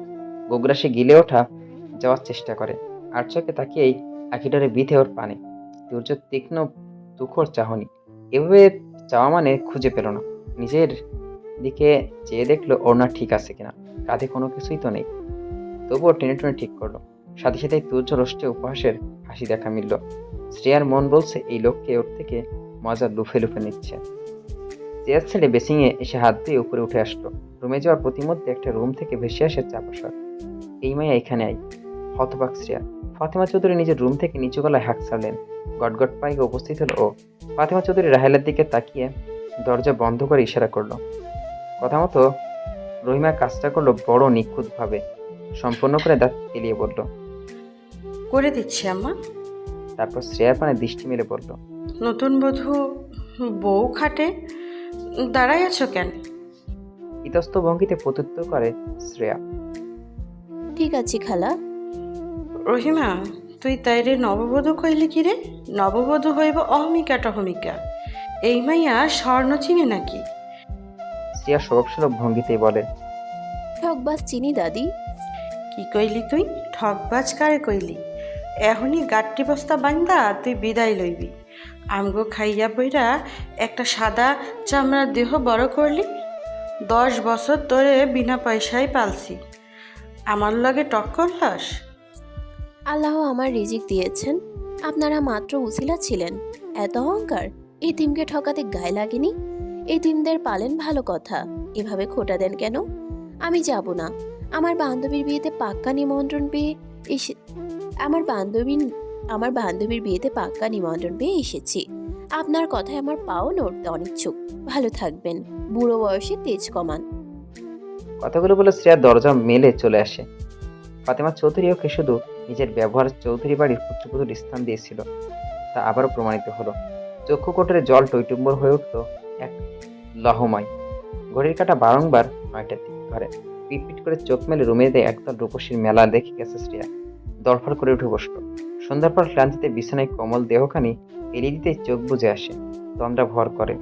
নিয়ে দিতেই চোখ বুজে আসে।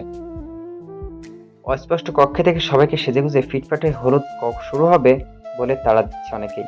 শ্রেয়া নির্বাক হয়ে গেল। স্বয়ং বউ হলুদের সাথে সজ্জিত হয়ে ওর দিকে ড্যাব ড্যাব করে তাকিয়ে আসছে। অপ্রথিত হলো ও ঋণের নিঃস্বরে জিজ্ঞেস করলো, কি হয়েছে প্রিয়? হলুদ শুরু হয়ে গেছে? তুই সাজুগুজু করে এখানে বসে আছিস কেন, নিচে না গিয়ে? কত সময় চলে গেল?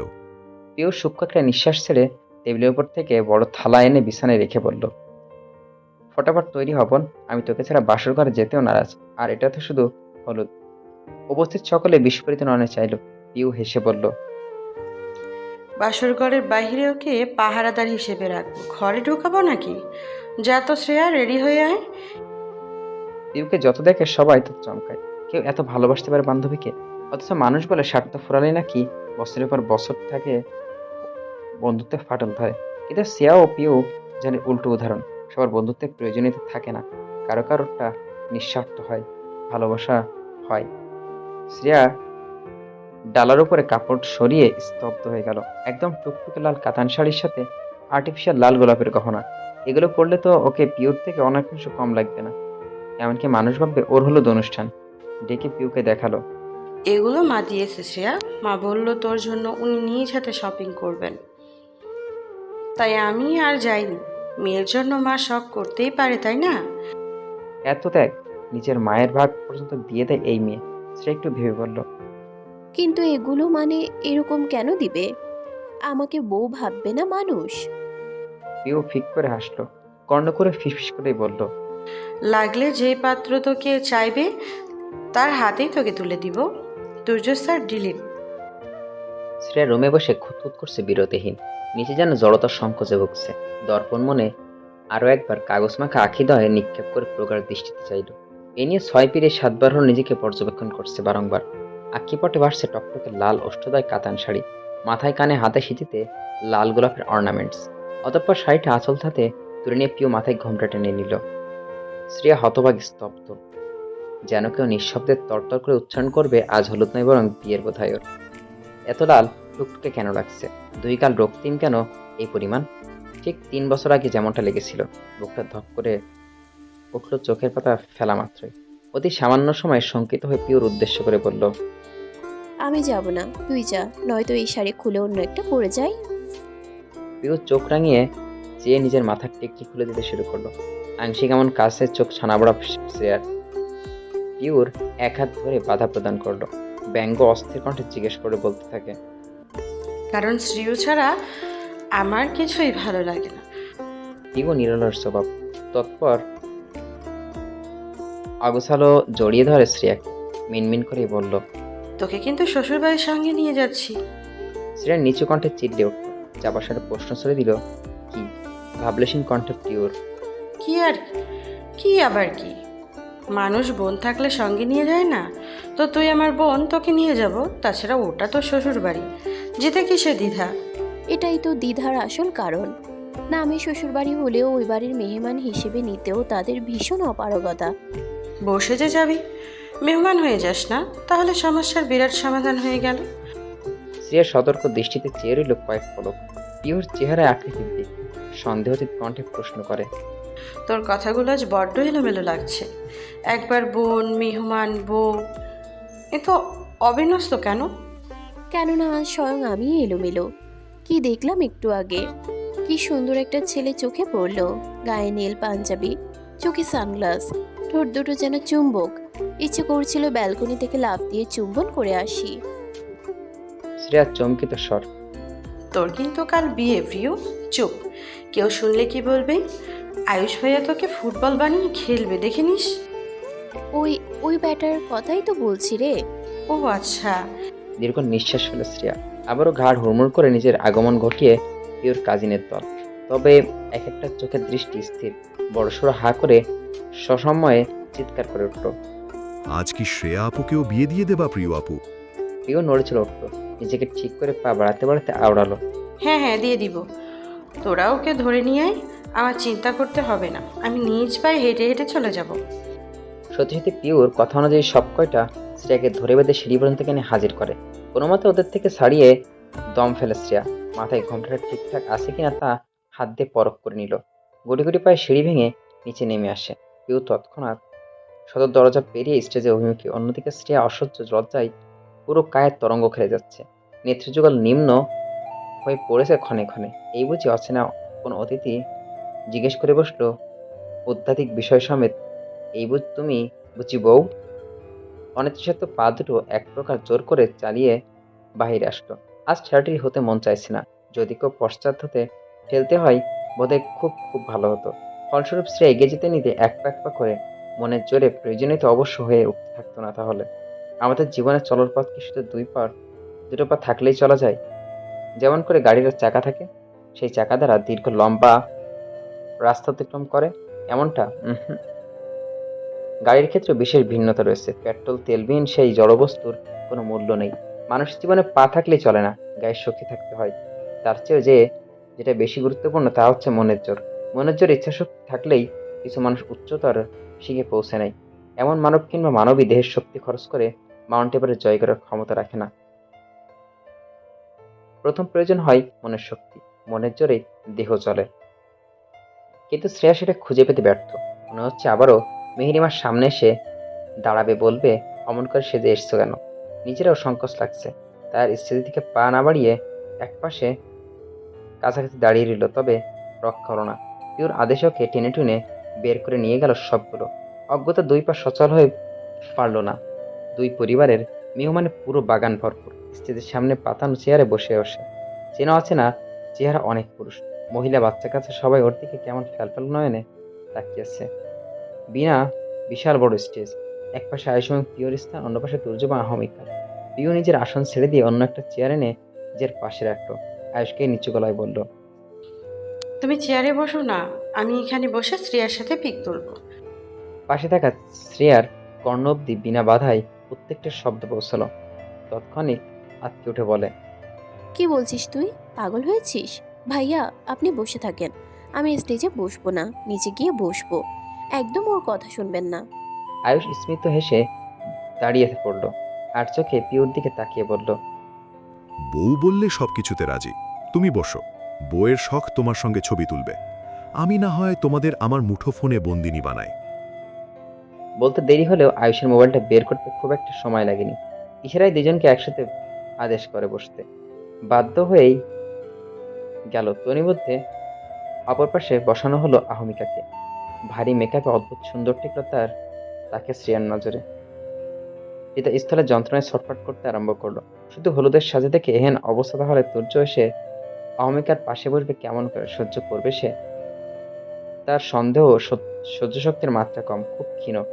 পানি পান করা বাহানা রটিয়ে উঁচু স্থান ত্যাগ করে ভূমিতে পা রাখলো। জুতো নিম্নতলে পেশে যাচ্ছে সবুজ ঘাসগুলো। দ্রুত হেঁটে বাগান থেকে মধ্যিখানে এসে থেমে গেল। নিস্তব্ধ হয়ে পড়ল চোখ জোড়া। সামনে মেহেরিমা, রাশেদা, জিহা এবং তুর্য হেঁটে আসে। তারাও কয়েক পা এসে থেমে যায়। রাশেদা ওর চিবুক হাতে রেখে মন্ত্রমুগ্ধ নয়নে চেয়ে থেকে মায়াভরা কণ্ঠে বলে ওঠে, তোকে কি সুন্দর লাগছে রে মা, মনে হচ্ছে তুই নতুন বউ। শ্রেয়া মেকে আসলো, লজ্জায় মাথা নত করলো। পরক্ষণেই চোখ তুলে রিনরিন স্বরে বলল, ধন্যবাদ আন্টি, এত সুন্দর একটা শাড়ি দাও। প্রত্যেকটা সমাপ্ত করার আগে একটা গমগমে গভীর স্বর যেন কণ্ঠ চেপে ধরে। রাশভারী গলায় বলল, আন্টি সবাই অপেক্ষা করছে, এমনিতে অনেক লেট হয়ে গেছে, চলুন, নয়তো পরে সবাই ঘুমিয়ে ঢুলুঢুলু হয়ে মাটিতে গড়াগড়ি খাবে। হুম, আরে তুমি একদম ঠিক বলেছো তুর্য। চলো চলো, শ্রেয়া তুইও আয়। আমি একটু পর আসছি, মোবাইলটা ঘরে রয়ে গেছে। আচ্ছা, আমরা যাই। মেহেরিমা তীক্ষ্ণ চোখে চেয়ে পা মিলালো সবার সাথে। দুর্যোধন তার আগেই চলে গেল। শ্রেয়া প্রচন্ড বিস্মিত হলো। লোকটা একটিবারও ওর দিকে চেয়ে দেখলো না। কেন দেখবে? আজকাল যে কেবল আহমিকাকে দেখবে, সে কিনা আগামীকাল চিরকাল নিমৃত তার বউয়ের হয়ে যাবে। অথচ ও নত মস্তিষ্ক সারাক্ষণ মানুষটার দিকে চেয়ে তিন রেখা নজরে একটা শুদ্ধতা, মুগ্ধতার সহিত। সাদা পাঞ্জাবি শুধু একজনই শুভ্র পুরুষ দেখেছিল। এক মুহূর্তের জন্য স্পৃহা হয়েছিল পাশে দাঁড়িয়ে কাউকে বলতে, পর্যবেক্ষণ করে সিদ্ধান্ত ব্যক্ত করতে হতো, আমার এলাকা এখানে কেমন লাগছে, সাদা এবং কালের কম্বিনেশন মোহনীয় না? কিন্তু হাই, এই যে কখনো হবার নয়, হবেও না। এক কৃষ্ণবর্ণের রজনী পেরোলেই দৃষ্টিতে দুশ্চির বিতার খেলনা শুরু হয়ে যাবে। সেই সঙ্গে প্রিয় মানুষের সন্ধি হবে অন্য কারো রমণীর সাথে। বুকে পাতা সামলে ওজন কমানোর প্রয়াসে দীর্ঘমেয়াদী দীর্ঘ নিঃশ্বাস চালায় শ্রিয়া। নিহাত ওইখান থেকে উঠে আসতে পেরেছে, নয়তো চক্ষু করে যে অশ্রুকণা কপাল ছুঁয়ে চিবুক বেশ গলায় স্পর্শ করছে তার সবার চোখে বৃত্ত। গটগট পায়ে ঘরে ঢুকলো, পানি পান করলো। অনুষ্ঠান বাইরে চলে যাওয়ার ঘরে তেমন একটা কেউ নেই। তেমন একটা বললে ভুল, কেউ নেই। গানের তীব্র আওয়াজ আসছে। শ্রেয়া শক্তিহীন দেহখানি সোফায় এলিয়ে চোখ বুজে পড়ে থাকে। দুই দিকের কর্নিশ বেয়ে অবলীলায় গড়িয়ে যাচ্ছে জল। বুক ফেটে আর্তনাদ বাহিরে আসতে চাইছে। ভালো লাগছে না। অঢের কষ্টে শ্বাস বন্ধ হয়ে যাবার উপক্রম। এই দুঃখের শেষটা কোথায়? কখনো কি সমাপ্ত ঘটবে, নাকি অন্তিম কাল অবধি বয়ে বেড়াতে হবে? মাথা উঠিয়ে বসল। নেত্র মেলাতে হতভম্ব বাকরুদ্ধ। যাকে কেন্দ্র করে কল্পনা করে এত তো কষ্টের স্মৃতি, সেই ব্যক্তির সামনে সোফায় বসে আছে ভাবলেশীন। দৃষ্টি হাতে লাল গোলাপের দিকে নিবদ্ধ। বেশ খুঁটিয়ে খুঁটিয়ে দেখতে ফুলটা। সে বিলম্ব কণ্ঠে কিছু বলতে চাইল। হাত নড়তে চুরিগুলো আওয়াজে তুর্য ঝাঁকালো। দৃষ্টি নিক্ষেপ করে ভরকে গেল ও। এভাবে তাকানোর মানে বুঝলো না। কোমরে হাত দিয়ে চেক করলো শাড়ি সরে গেল নাকি। এই ব্যক্তি বা লজ্জায় ফেলতে পারে। কোনো কারণ না পেয়ে ভরকে যাওয়ায় বজায় রেখে বলল, আপনি এখানে বসে আছেন কেন? বউ পালিয়ে যাওয়ার গল্পটা শোনার জন্য। তুর্য চিরেচারিত কণ্ঠে বাক্য কর্ণপাত হতে শ্রিয়ার বক্ষ স্পন্দন বেড়ে যায়। আমতা আমতা করে বলে, কি? তুমি কি বউ? আর বউ হলে অনুষ্ঠান থেকে পালিয়ে এখানে এসে হাত পা ছড়িয়ে বসে আছো কেন? আমি বউ কেন হতে যাব? তুর্য শটান হয়ে বসে আনন্দপূর্ব মেজাজে বলে, বউ না হলে বউয়ের মতো সেজেছে কেন? ছেলেদের ইমপ্রেস করার ধান্দা? শ্রেয়া বুঝতে পারে না এই লোকটার কথায় কথায় ধান্দা শব্দটা ব্যবহার করে কেন, আর একটা ওর বেলায় কেন করে। ও কি ধান্দাবাজ মেয়ে? সবকিছু কঠিন কথা শোনালে মেয়ে দমে যায়। নম্রস্বরে সাফাই দেওয়ার ভঙ্গিতে বলে, আন্টি দিয়েছেন অর্নামেন্টস শাড়িটা, তাই ওনার দেওয়া জিনিস ফেলতে পারলাম না। আর প্রিয় এমন করে সাজিয়ে দিয়েছে। আংশিক তুর্য ঠান্ডা দৃষ্টিতে চেয়ে ফিসলে কণ্ঠে বলল, আন্টি দিয়েছে। হ্যাঁ। শ্রেয়া মাথা নাড়িয়ে জানায়। পর মুহূর্ত দেখেই তুর্য ঠোঁটের কোণে সুপ্ত বাঁকা হাসি নিয়ে ওর নিকট আসে। কাঠগোলাপের কানে গোলাপেরটা গুজে দেয়। কিছু বুঝে ওঠার পূর্বে বেরিয়ে গেল হতবম্বের হয়ে রইল ও। পিউ খাবার পাঠিয়েছে তাড়াতাড়ি স্টেজে পৌঁছাতে। এখনই নাকি বিয়ে হবে। এটা শুনে কয়েক সেকেন্ড সে স্থবির হয়েছিল। ডিসিশনটা চৌধুরী বাড়ির সদস্যদের, সবার নয়, কেবল তুর্য এবং আয়ুষের। তার দুইজনে আগেই সবার সাথে কথা বলে ঠিক করে রেখেছিল, তবে পিউকে জানানো হয়নি। মেহমানরা পর্যন্ত জানেন না আজ বিয়ের কাজটা সম্পন্ন হয়ে যাবে। কাল সে উপলক্ষে অনুষ্ঠান। শ্রেয়ার কাছে খুব একটা ইউনিক লাগলো না। মরে যেতে ইচ্ছে করছে। স্বামীর বিয়েতে উপস্থিত হতে যাচ্ছে। কখনো মানুষটা তার বুকের মাথায় রাখলো হলো না। সুখ দুঃখ ভাগাভাগি করে পর্বটা এলো না। হলো না সংসার করা। কেবল পিওর জন্য যেতে হবে। মেয়েটা ওর জায়গার জন্য অনেক কিছু করছে। স্বার্থপর হলে চলবে না একদম। কিছু দিতে না পারুক, বিয়েতে অংশীদার হওয়া তো যায়। সেই চিন্তা অডল থেকে দ্রুত পদে আসে। আস্তে আস্তে শুনতে পাই কাজী সাহেবের রসকসীন স্বর। পাত্রকোণে তো রেডি, তাহলে বিয়ে শুরু করি। বাড়ির বড় ছেলেকে দিয়ে শুরুটা হোক। তাৎক্ষণিক শ্রেয়ার কর্ণধার হয়ে ওঠে একটা কণ্ঠ। সূর্য গভীর স্বর, একটু অপেক্ষা করুন, কাজী সাহেব আমার বউকে আসতে দিন। এটুকু বলে সামনের দিকে তাকালো। শ্রেয়া পাথর হয়ে গেল নিমিষেই। সবার সম্মুখে অবগতার সাপ দেখলো সূর্য এগিয়ে এসছে, দাঁড়িয়ে ওর সামনে। ওর হাত ছুঁয়ে বলল, তোমার জন্য কাজী সাহেব দাঁড়িয়ে আছে, চলো। শ্রেয়ার ভয়ার্থ দৃষ্টিতে নিজের হাতের দিকে তাকালো। অনুভব করলো আজ হৃদস্পন্দন একদম স্বাভাবিক। গতি নিয়ন্ত্রণ হারা হয়নি একটিবারও। কিন্তু মস্তিষ্ক অচল হয়ে পড়ছে। কিছুই বুঝতে পারছে না। ভিতরে ভয়ের রেশ পর্যন্ত নেই। যা ভাবে আছে তা বাহিক অংশে। জীবনে প্রথমবার এমন পরিস্থিতিতে অনুভূতিদের ভয়ের মুখোমুখি হতে হলো সে। সূর্য তাড়া দিয়ে বলল, চলো। সামনে ওঠার সুযোগ দিল না, বরঞ্চ হাত ধরে স্টেজে নিয়ে আসে সূর্য। সকালে উৎসুক চাহনি নিবন্ধ দুইজনের দিকে। অনেকে ইতিমধ্যে ফুসফুস শুরু করে দিয়েছে। এটা হবার ছিল। যখন কাঙ্ক্ষিত ঘটনা ফল না হয়ে অনাকাঙ্ক্ষিত কিছু ঘটে যায়, মানুষের মুখে মুখে সেই বিষয়ে আলোচনা সমালোচনাটাও যেন শ্রেয়। মেহেরিমা চৌধুরী মুখে বিস্ময়ের ছাপ বিষাদ। এগিয়ে এসে বললেন, এসব কি তুর্য? এই মেয়ের হাত ধরে এখানে নিয়ে আসলে কেন? সূর্য স্মিত হাসে মায়ের দিকে তাকিয়ে। স্ত্রীর হাতটা ধরে রেখেই বিলম্ববিহীন সিধা জবাব দেয়, বউকে আবার বিয়ে করতে নিয়ে আসলাম। মেহেরিমা আঁতকে উঠলেন। বউ? তোর কি শরীর খারাপ লাগছে? এই মেয়ে তোর বউ হবে কেন? কি আবল তাবল বকছিস? মা, বিয়েটা হয়ে যাক, তারপর বলবো সুস্থ আছে কিনা। আর বউ কিভাবে হলো সেটা আমার চেয়ে তুমি ভালো জানো। অভিনেত্রীর ট্যাগটা দিতে পারছি না, কারণ আমার কাছে মা যেমনই হোক, কঠোর মিথ্যাবাদী ছলনাময়ী এসবই মাথা ব্যথা নেই। সত্য এটাই, তুমি আমার মা, এবং আমার কাছ থেকে যথেষ্ট সম্মান ভালোবাসা পাওয়ার যোগ্য। কথাগুলো অত্যন্ত ঠান্ডা গলায় বলল তুর্য। মেহেরিমা ছেলের অপরাধটা হাতের মুঠোয় নিয়ে কেঁদে উঠলেন। নরম কণ্ঠে বললেন, বিয়েটা করিস না, তোর জীবনটা দুর্বিষহ হয়ে যাবে। তুই জানিস না এই মেয়ে কেমন। তোকে ফেলে বিয়ের পরদিন পালিয়েছিল ও। আবারও ধোকা দিবে তোকে। তুর্য হাত বাড়িয়ে মাকে গালে লেগে থাকা অশ্রুবিন্দু মুছে দিয়ে বলল, বিয়ে হয়ে গেছে, ভাঙেনি কখনো। বউকে ছাড়ার প্রশ্নই আসে না মা। ওই যে বললাম, মা অপরাধ করলেও তার প্রতি সম্মান কমে যাবে না, তেমনি বউ করলেও ছুঁড়ে ফেলে দেওয়া যায় না। অবশ্যই সেটা আরেকটা সুযোগ ডিজার্ভ করে। এছাড়া প্রত্যেকটা মানুষের দেওয়া নেওয়া পদক্ষেপের পেছনে কোনো না কোনো কারণ লুকায়িত থাকে। বাধা দিও না প্লিজ। তোর এত নরম কণ্ঠস্বরে চৌধুরী বাড়ির প্রত্যেকটা সদস্য অবাক। এত বড় একটা সত্য জানতে পারলো, অথচ নিস্তেজ আছে, তা যেন অবিশ্বাস্য। বাড়ির সবাই বিয়ের কথা লুকালো, বিয়ের পরে সবাই সকালে বউ উদা হয়ে গেল, সব যেন রাগের বহিঃপ্রকাশ করলো না সে। এমনকি চেহারার আকৃতিতে কিঞ্চিত ক্রোধেও ফেটে ওঠেনি। আয়েশ এবং পিউ একে অপরের মুখের দিকে তাকালো। ওরা আজ অন্য কল্পনা করে রেখেছিল, কিন্তু তা ভেস্তে দিয়ে সূর্য এভাবে সত্যটা টেনে হিস্ট্রি সামনে আনবে পশ্চিম কালেও ভাবিনি। দুজনে আজ যেমন করেই হোক সূর্য শ্রেয়ার স্বামী এটি সবার সামনে বলে দিত। হলুদ রাতে বিয়ে হবে এটি জানতে পিউ ইশারায় কথা অবধি সেরে নেয় আয়ুষের সঙ্গে। তুর্য বিয়ে করতে বসলেই ও বলে দিবে তুর্য বিবাহিত। ভরা আসরে বললে তো মেহেরিমা এবং অন্যরা বিষয়টা ধামাচাপা দিতে পারবে না, সেটা ভেবেই সিদ্ধান্ত নেয়। কিন্তু তুর্য এভাবে জেনে গেল কিভাবে, কবে, মনে হাজার প্রশ্ন জাগছে। আয়ুষ তুর্যর মেজাজ সব কিছুর সাথে একাংশ ভাগনা কোনো অবিস্তর হলেও পরিচিত। এত শীতল ব্যবহার করে কেমন যেন কাঁপছে তোমানে। তবুও একাধিক করে দুইজনের কল্পনা জল্পনা সফল হলো।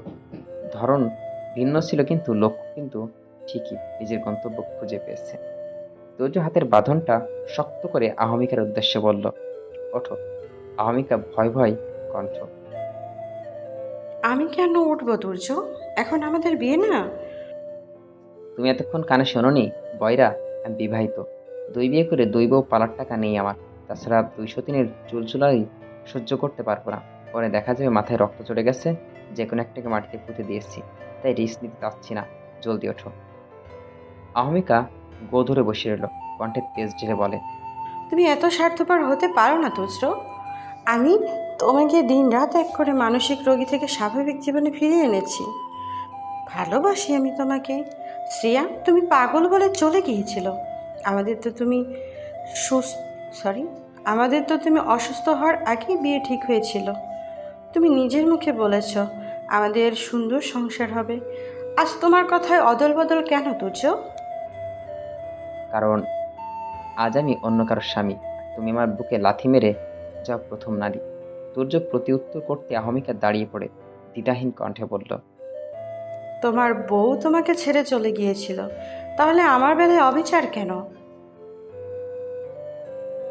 মাথা নুয়ে দাঁড়িয়ে আছে শ্রেয়া। সবকিছু স্বপ্ন ঠেকছে তার নিকট।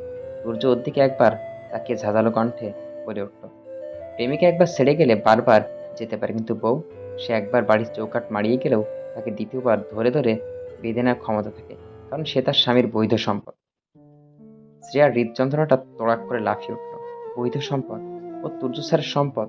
তবে প্রশ্নের ঝুড়ি বড় করতে পারলো না। তার পূর্বেই তুর্য ওকে নিয়ে আয়ুষ এবং প্রিয়র সামনে উপস্থিত হলো। আয়ুষের দিকে চেয়ে বলল, আমার আগে বিয়ে করে নিই, তোদের আপত্তি নেই তো?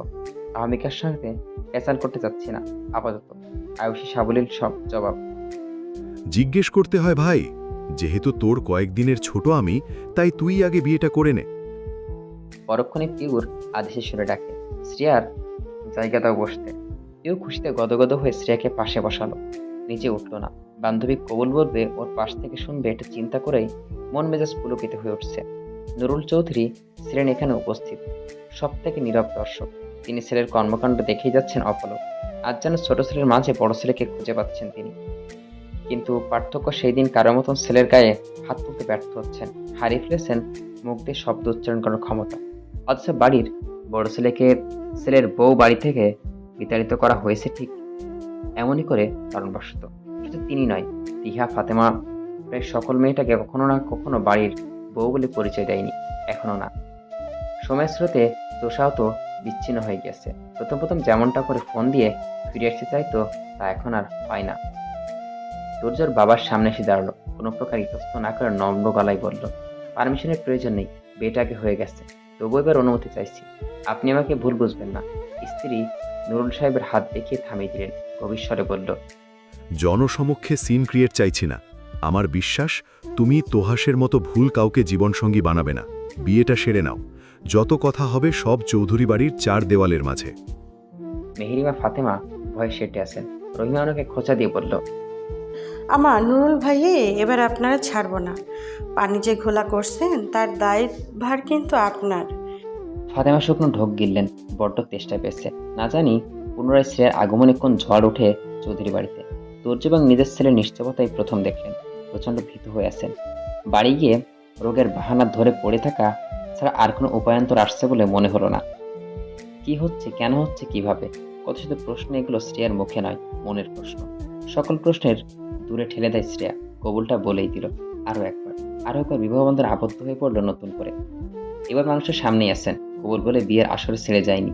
স্পষ্ট তো দেখছেও তোর চোখে। কাজী সাহেব রেজিস্টার পাত্র সামনে দিয়ে বললে, সাইড করে দাও। সঙ্গে সঙ্গে মনে পড়লো, আগেরবার বিয়েতে রেজিস্ট্রি হয়নি, শুধু ধর্মীয় মত হয়েছিল। কিন্তু কাবিননামা তৈরি করার জন্য প্রয়োজনীয় কাগজপত্রের তথ্য কোথায় পেল তুর্য? তাকিয়ে দেখলো বার্থ সার্টিফিকেট নামটাও ঠিক আছে, হুমায়রা তাসনিম। কিন্তু এসব কোথায় পেল? বার্থ সার্টিফিকেট কালেক্ট করছে ঠিক কতদিন ধরে জানে না তুর্য। তাহলে কি এতদিন যা বলতো আসতো সবকিছু জেনে শুনে এই মুহূর্তে স্ত্রীর মাঝে ঝিমঝিম করছে, ব্যথা করছে খুব। বিলম্ব না করে ঝাপসার দৃষ্টিতে কোনো মতে স্বাক্ষর সম্পন্ন করলো। চারদিকে হইচই লেগে আসছে। রাশেদ তাড়া দিচ্ছে যত দ্রুত সম্ভব শ্রী এবং পিউ যেন বসে তৈরি হয়ে থাকে। রাতের এক মুহূর্তের জন্য চোখে ঘুম যায়নি শ্রেয়ার। চিন্তায় হাত পা কাঁপছে। ওর মন বলছে আগামীতে কিছুই ভালো হবে না। মেহেরিমা ফাতেমা কেউই মানবে না ওকে। তার চেয়ে বড় কথা, তুর্য এত সহজে কেন মানলো? কেমন সন্দেহতীত সবকিছু। বিয়ে হবার পর তুর্য একবারও কাছে আসেনি, কথা বলেনি। সর্বক্ষণ মনে হলো একজন আদর্শ স্বামীর দায়িত্ব পালন করতে স্ত্রীকে সমাজের সামনে স্বীকৃতি দিয়েছে। শ্রেয়া ধরফর করে উঠল, দাঁড়ায় চেয়ার ছেড়ে। সত্যি কি তাই? তুর্য স্বামী দায়িত্ব পালন করছে, তাহলে ভালোবাসা কোথায়? ভালো কি আদৌ বাসে? প্রচণ্ড দ্বিধাদ্বন্দ্বের সৃষ্টি হয় মস্তিষ্কে। তুর্যের বোঝা কঠিন হতেই কঠিনতর লাগছে। ভালোবাসা নাকি দায়িত্ব? বাহিরের রোদে ঝলসে যাওয়ার অবস্থা সবুজ গাছগাছালি। মধ্যাহ্নের প্রহর চলছে। শ্রেয়া ঘুমিয়ে ভোরের দিকে। একটা ঘুমে পুরো সকাল পার করে জাগলো দুপুরে। গতকাল যা ঘটছে তা ভেবে রাশেদা পিউ কেউই ডাকেনি। টেবিলের উপর নাস্তার প্লেটটা পড়ে আছে অবহেলিত হয়ে। পিউ ভুরু কুঁচকে বলল, খেয়ে নে শ্রেয়া, তারপর গোসল দিয়ে আয়। এখনই পার্লারের লোক চলে আসবে। খিড়কির ধারে দাঁড়িয়ে তপ্ত পরিবেশে অবলোকন করছিল সিয়া। ঘাড় বেঁকে মৃদু স্বরে আওড়ালো, স্যারকে দেখেছিস? দেখলাম তো, সকালে নাস্তা করে বেরিয়ে গেল। ও হ্যাঁ, আয়ুষের মাধ্যমে তোর বিয়ের বেনারসির অর্নামেন্টস সব পাঠিয়েছেন। রাতে মা বলল হলুদের কাপড় যা দিয়েছিল তোকে ওইগুলোই নাকি তুই পরিসনি। তার মানে তোর পরনেরগুলো মায়ের দেওয়া ছিল না, স্যার দিয়েছিল। সিয়া তৎক্ষণাৎ প্রত্যুত্তর করতে পারেনি। কিছুক্ষণ পর দুই অধর নড়ে উঠল। হয়তো পিউ এবার নাস্তার প্লেটটা একটা পিঠে হাতে নিয়ে বলল, স্যার তোকে ভালোবেসে ফেলেছে শ্রেয়, নয়তো আড়ালে আবডালে এত যত্ন। শ্রেয়ার অন্তঃকরণে বৃষ্টি নামল। শীতল হলো হৃৎপিণ্ড। কপলের উষ্ণতা অনুভব করে নিমিষেই। পিউ উচ্চারিত বাক্যখানা ফেলে দেওয়ার নয়। আবার টুকটুকে লাল বেনারসি জড়িয়ে হাজির হলো শ্রেয়া চৌধুরী বাড়ির সদর জানলায়। পার্থক্য আজ সাথে বহু বেশি পিউ রয়েছে। মেহেরিমা ফাতেমা কাউকেই দেখতে পাইনিও। শুধু তিহা চৌধুরী ওর হাসি ওকে বরণ করে নেয়। সূর্য এবং আয়ুষ আসে খানিকক্ষণ পর। আয়ুষ এবং রহিমা ফ্রিজ করে ঠান্ডা পানি এনে দিল সবাইকে। শ্রেয়া পানি পান করতে ইচ্ছে করছিল। গাড়িতে সূর্য পাশে বসে থাকতে থাকতে কণ্ঠনালী শুকিয়ে কাট। শব্দহীন ছিল পুরো যাত্রা। সূর্য না চাইতে ফিরে না বলল কিছু। তবে শ্রেয়া বিদায়ের মুহূর্তটা জীবনে অনেক বড় পাওয়া ছিল। তার বাবা মা নেই বিধায় প্রথমবার আশ্রমের কেউ ওর এক ফোঁটা চোখের জল ফেলেনি। দ্বিতীয়বার পুরোটা উল্টো হলো। পিউর মাকে জড়ি ধরে কাঁদতো অনেকক্ষণ। বলল, তুই আমাদের বাড়ির মেয়ে, আজ থেকে কখনো বাবার বাড়ি নেই বলে মন খারাপ করবি না। পিউর বাবা তুর্যর হাত ধরে বিনয়ী স্বরে বলে দিলেন, আমার মেয়েটাকে এতিম ভেবো না। কখনো মনে করো না তোমার শ্বশুর বাড়ি নেই, ওকে নিয়ে বেড়াতে আসবে। ভাবিকে ডেকে আন আয়ুষী। আচ্ছা, একটু একটু করে কি সব পাওয়া হয়ে যাবে? জীবনে অপূর্ণতায় ঘর পূর্ণতার ভরে উঠবে। ভালোবাসার সুখ সংসার কি মিলবে? শ্রেয়ার ধ্যান ভাঙলো আয়ুষের হাতে পানের গ্লাস ধরে দিতে। একটু চুমুক দিতেই কর্ণে আসে তিহার কণ্ঠস্বর। সাথে সাথে আয়ুষের উত্তর, এবার ডাকতে গেলে না আম্মু, আসবে না বড় আম্মু? সচেতনভাবে বলে দিয়েছেন, ভাবিদের রুমে দিয়ে আসি। সারা জীবন অনেক ধকল গেছে। তিহার ধীমে কণ্ঠে বলল, তাই কর। মাও এসেই শুয়ে পড়লেন, শরীর নাকি ভালো লাগছে না, ওদের বিশ্রামের দরকার, পরে রাখা যাবে খাবারের জন্য। রহিমা এবং আয়ুষী মিলেঝুলে প্রিয় এবং শ্রেয়াকে যাই রুমে দিয়ে আসলো। তনি মধ্যেই প্রিয় উঠে এক উদ্ভট নির্লজ্জ কাণ্ড ঘটিয়ে ফেলছে। শ্রেয়ার কানে কানে ধরে উঠে বলছে, যা বলে মাফ নেই। সকাল হলেই কিন্তু মধুচন্দ্রিমার কথা শুনবো বলে দিলাম। আমিও শোনাবো আমারটা। শ্রেয়া তখন লজ্জায় মারমার অবস্থা। মনে পড়ে যে তুর্য সেদিন সিঁড়িতে ঘরে বলা মধুচন্দ্রিমা নিয়ে বলা এতটা শব্দাংশ। দেহ শিউরে ওঠে বুকের দিমড়ি দিমড়ি শব্দ হয়ে। যেসব কল্পনা করে যা কিছু পেরল বাস্তব রূপ ধারণা করবে। আংশিক বজ্রপাতের আওয়াজ কানে শুনে শ্রেয়ার সুন্দর সুমধুর ভাবনার জগৎটা ভেঙে গেল। 3 বছর পূর্বের কথা উদয় হয়ে মস্তিষ্কে। এমনই এক অন্ধকারাচ্ছন্ন রাত ছিল। বৃষ্টি ছিল, লাল বেনারসি ফুলের সৌরভ সবকিছু ছিল। সব একই রকম। আবারও কি ঘটনা পুনরাবৃত্তি হবে? আজ সারাদিন সন্ধ্যায় রাত ভ্যাপসা গরম পরিপূর্ণ। ঝড় আসতেই পারে। তার আগেই মিলানো নিছক বোকামি। কি সুন্দর ঘর, বাতি জ্বলছে, রশি ছড়িয়ে ছিটিয়ে আছে। এখনো গভীর রাত হয়নি। মুখে পানি ছিটাতে পারলে বেশ স্বস্তি মিলত। ভেবে নিত সূর্য বলতেই ফ্রেশ হয়ে নিবে। অনেক কথা প্রশ্ন জমে আছে, সেগুলো বলতে হবে তাকে। শ্রেয়ার প্রতীক্ষার মরিয়ার অবসান ঘটিয়ে সূর্য ঘরে ঢুকে কোনো প্রকার চাহনি নিক্ষেপ না করে বলে, তৃতীয় বিবাহ বার্ষিকীর শুভেচ্ছা তোমাকে Mrs Shreyashi. Shreya king Timur, আজ তাদের বিবাহ বার্ষিকী। কই, ওর তো মনে নেই, ভুলে গেল। কিন্তু সূর্য কেমন করে জানলো? পা গুটিয়ে আরেকটু জড়সড় হয়ে বসে আছে। আর চোখে দেখে তুর্য আলমারি খুলে টি শার্ট বের করে নিচ্ছে, সাথে একটা শাড়ি। বড় বড় পা ফেলে শাড়িটা রাখে, কিন্তু শ্রেয়া উন্মুক্ত পায়ের কাছে। শ্রেয়া পা আরো গুটি গুটি ফুটে ফেলে। তুর্য ত্রুটি হেসে বলে, ভয় পাওয়ার কারণ নেই। আজ আমি পাগল না তোমাকে চাওয়ার। এই কক্ষ ফিরিয়ে আনার পিছনে শুধু দুটো কারণ আছে। চক্ষুদায় তুলে তাকালো শ্রেয়া। প্রশ্নসূচক চাহনি নিক্ষেপ করলো। কেমন ভয়ঙ্কর লাগছে তুর্যর হাসিটা। অভ্যন্তরে কম্পন বাড়িয়ে চলছে অনবরত। কারণ নিঃশব্দে হাসির ভয় থাকে। এত মারাত্মক নয়। কি হতে পারে কারণগুলো? তুর্য ওর সামনে বসে বিছানার উপর রাখল কোমল হাতটা আলতো করে শুয়ে দেয়। গাঢ় স্বরে বলে, ১. তুমি আমার অর্ধাঙ্গিনী। ২. হৃদয়ের টান।